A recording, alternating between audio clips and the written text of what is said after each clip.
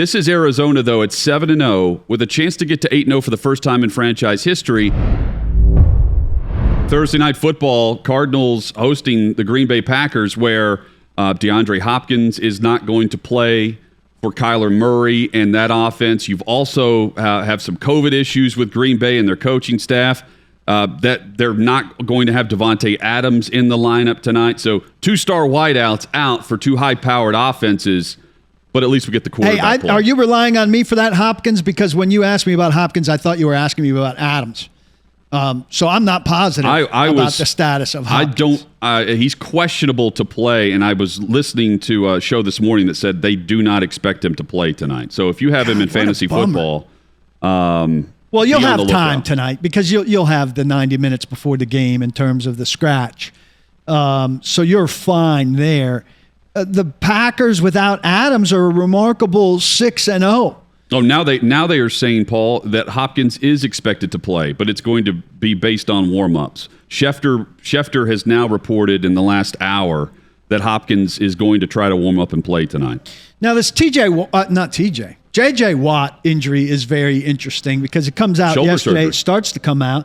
Shoulder. And now I think he's had the surgery. It comes out he tore his bicep, his tricep, and his shoulder, and dislocated his shoulder. He's probably out for the year. I saw a picture of him walking off the field with Hopkins after defeating their former team, the Texans. But I don't know how a guy's walking off the field normally with all of that shredded up shoulder. I'm sure he had a shot, but I would have thought that he would have had to have been slinged up or something. Didn't he have a bicep injury not too long ago in Houston? Yeah, I think that was one of the big injuries that he had. And he's had elbow trouble. He wore that elbow brace for a good while. Look, that's the thing you worried about when you were getting J.J. Watt. And some Titans fans wanted him in Nashville, and he obviously was connected with Mike Vrabel.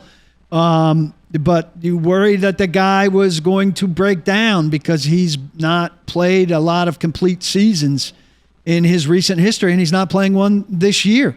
And he's been a productive player for them. It's going to leave a hole there. That's a good team that has a lot, but they'll miss him. And tonight's game will be a good game, but you're going to notice who's not out there. Well, and Rodgers has made he's made great work out of a skeleton wide receiver crew in the past, and I think I'm gonna start Randall Cobb tonight in fantasy football. I would. I don't know what else you have. I have not used him all year, but I drafted him late, knowing that Rodgers wanted and practically demanded that they trade for him from Houston, and they did.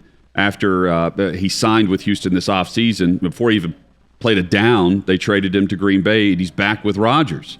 I think it's a huge game for Randall Cobb on the road. Potentially, because they're not activating Marquez Valdez-Scantling either, who was potentially coming off IR today for this game.